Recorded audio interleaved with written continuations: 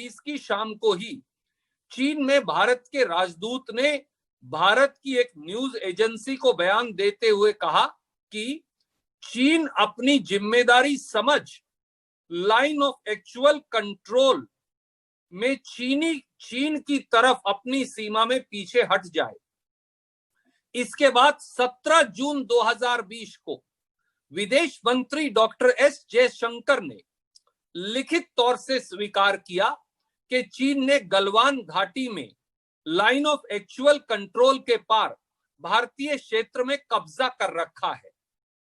20 जून व 25 जून 2020 को विदेश मंत्रालय ने 2 अलग अलग लिखित बयानों में यह स्वीकार किया कि चीन ने मई और जून 2020 में भारतीय सीमा में घुसपैठ की है। और अब 17 और 18 जुलाई 2020 को रक्षा मंत्री श्री राजनाथ सिंह के दौरे के बाद 17 जुलाई 2020 की शाम को उन्होंने एक सनसनीखेज और आश्चर्यचकित ट्वीट किया और कहा कि एंड आई कोट, चीन जो कुछ भी अब तक बातचीत की प्रगति हुई है उससे मामला हल होना चाहिए। और देखिए फिर आगे क्या कहते हैं, आई कोट, कहां तक हल होगा इसकी गारंटी नहीं दे सकता, अनकोट। ताजा तथ्य 5 महत्वपूर्ण बात दर्शाते हैं। पहला, सैटेलाइट तस्वीर जिसकी प्रतिलिपि मैं आपको दे भी रहा हूं और यहां आपको दिखाना भी चाहता हूं स्क्रीन पर, अगर आप देख सकते हैं तो इससे साफ है कि चीन ने अब भी डेप्सांग और दौलत बेग ओल्डी सेक्टर में भारतीय सीमा में न केवल कब्जा कर रखा है परंतु लगातार भारत की कब्जा की हुई सरजमी पर सैन्य निर्माण कर रहा है। नंबर 2, यही नहीं, चीन पेट्रोलिंग पॉइंट 10 से पेट्रोलिंग पॉइंट 13 तक भारतीय सेना द्वारा भारतीय पेट्रोलिंग में बाधा पैदा कर रहा है। नंबर 3, पेंगोंग त्सो लेक इलाके में अभी भी चीन ने फिंगर 8 से फिंगर 4 के बीच पहाड़ियों पर भारतीय सीमा के 8 किलोमीटर अंदर तक कब्जा कर रखा है, जहां 3000 के करीब चीनी सैनिक मौजूद हैं।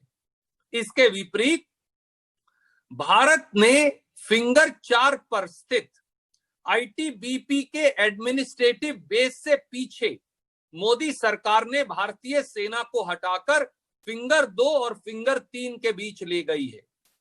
नंबर 4, चीन ने डेप्सांग के नजदीक उनके खुद के क्षेत्र में स्थित नारी गुंसा एयर स्ट्रिप, जो एक नागरिक हवाई पट्टी थी, उसे अब एक सैन्य हवाई पट्टी में बदलकर निर्माण कर लिया है, जो भारत की सीमा के बिल्कुल ठीक ऊपर मौजूद है, जिससे हमें सामरिक खतरा है।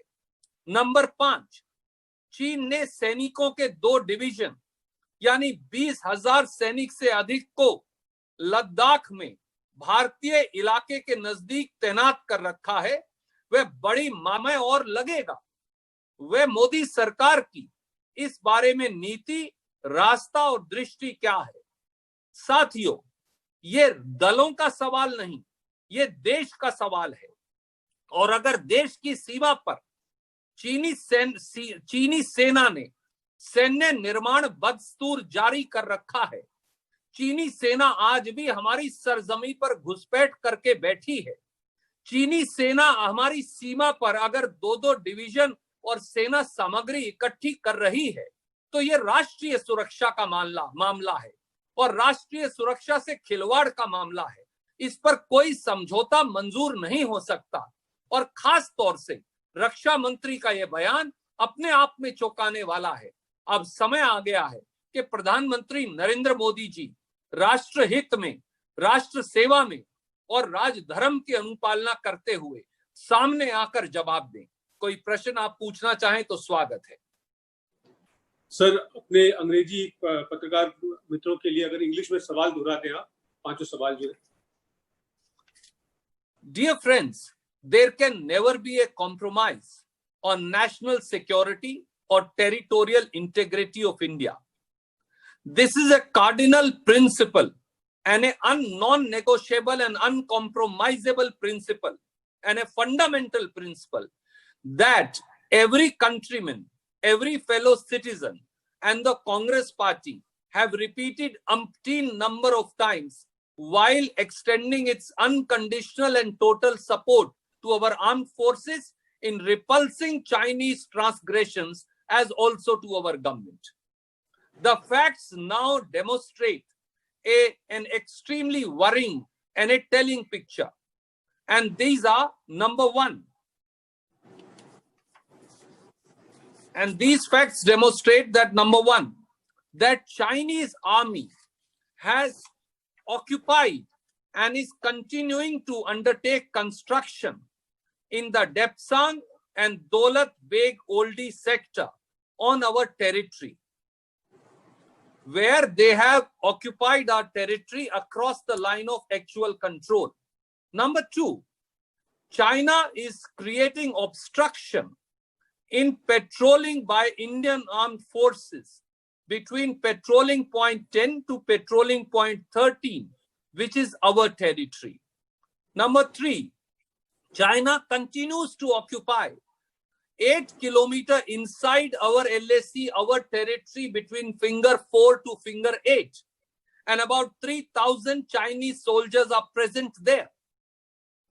On the contrary, Modi government has pushed our armed forces into moving back from the ITBP administrative base at finger 4 to an area between finger 2 and finger 3. The question is why? Number 4, China has constructed a civilian airstrip called the Nari Gunsa in its own territory close to our border into a military airstrip by doing extensive constructions thereupon. And this itself is a possible threat to our territory.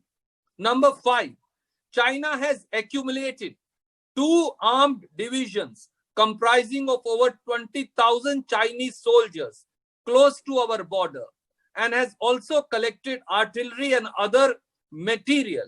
All of these factors point to an imminent danger, and is our government even concerned about it?